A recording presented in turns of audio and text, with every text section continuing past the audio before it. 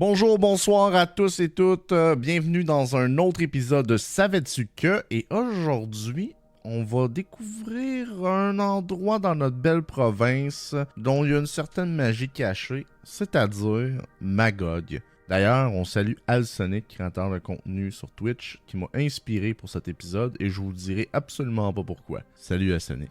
C'est sûrement l'un des trésors bien gardés, Magog. Si tu fermes les yeux, tu te laisses emporter par mes mots, tu vas presque sentir l'air frais du lac Memphrey Magog, entendre les histoires chuchotées des anciens et ressentir cette énergie mystérieuse qui flotte autour de cette ville si spéciale. Imagine une ville où le passé et le présent dansent ensemble, où chaque coin de rue a une histoire à te raconter. C'est un peu comme si tu pénétrais dans un livre dont tu es le héros, mais ici, dans la vraie vie. Magog, c'est pas juste une ville au bord de l'eau, c'est un monde parallèle où la nature et l'urbanité se serrent la pince. Imagine-toi déambuler dans ces rues, entre les maisons qui ont des histoires à te murmurer, les boutiques où chaque objet a son récit, les parcs où les arbres ont plus d'un secret à te confier. C'est un peu comme si chaque coin de la ville était une page de cette grande aventure qu'on appelle la vie.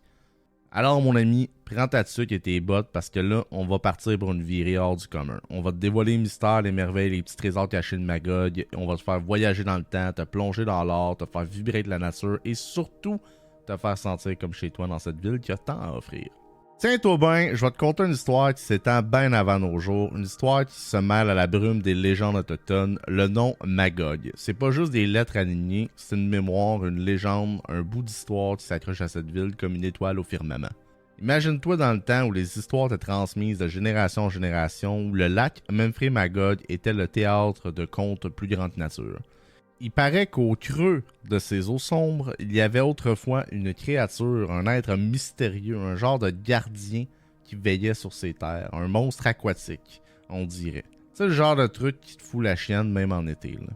Les histoires racontent que c'était là le nom Magog prenait tout son sens, que cette créature légendaire a donné son nom au lac, par extension, la ville. On parle pas juste d'un poisson géant, là, mais d'une entité qui était à la fois respectée et crainte par les premiers habitants de ces terres. C'est un peu comme si chaque vague qui caresse les rives gardait une parcelle de cette légende. Certains disent qu'on pourra encore l'apercevoir, que parfois, quand la brume se lève sur le lac, une forme mystérieuse se dessine à la surface.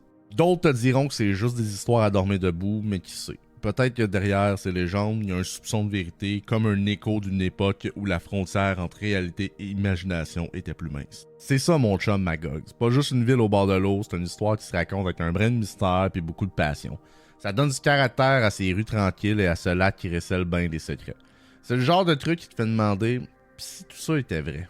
Puis là, accroche-toi, on plonge dans l'action à Magog, une ville où chaque saison a son lot d'aventures, où l'ennui il connaît même pas le chemin.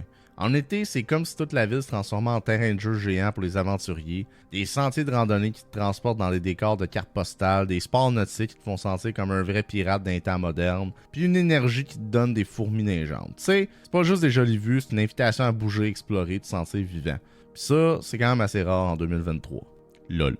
L'automne, c'est une symphonie de couleurs à Magog, les feuilles qui virevolent dans l'air, les paysages qui prennent des teintes dignes des plus belles toiles d'artistes, et une ambiance qui te donne envie d'envelopper tes épaules d'une grosse couverture puis de partir à l'aventure.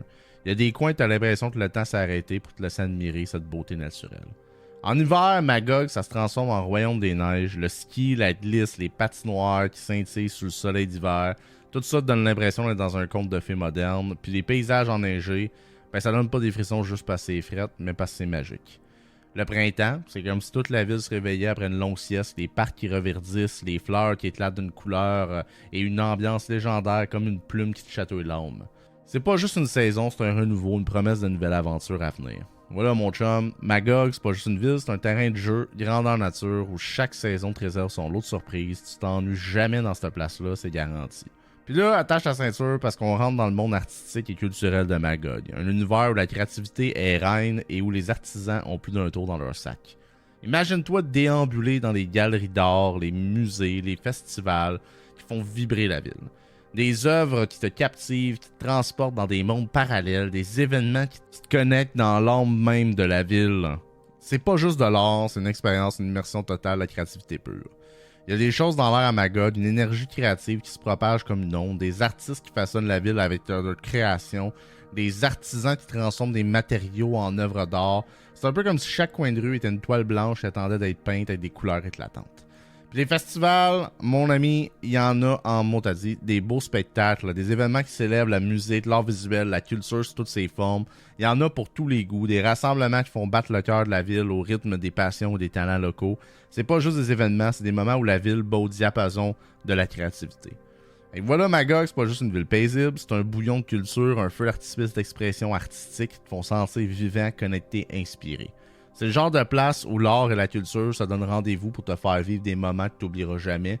Pas juste un tableau, mais une symphonie, un poème, une danse à ciel ouvert. Là, on va passer à la section gourmande de Magog. Tu pensais qu'on allait juste se contenter de te montrer des beautés de la nature? Nope. Ici, on va te faire découvrir les délices qui régalent les papilles et qui te font dire à chaque bouchée. Ça, c'était vraiment cheesy comme phrase. Je m'en excuse pas. Imagine-toi dans les rues de Magog où chaque petit resto, chaque bistrot, chaque café a son propre charme, son propre menu alléchant. La poutine, la poutine, c'est pas juste un plat, c'est une institution aussi.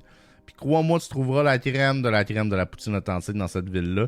Il y a quelque chose dans le mariage des frites, du fromage puis de la sauce qui te fait sentir un petit peu comme si tu goûtais le ciel.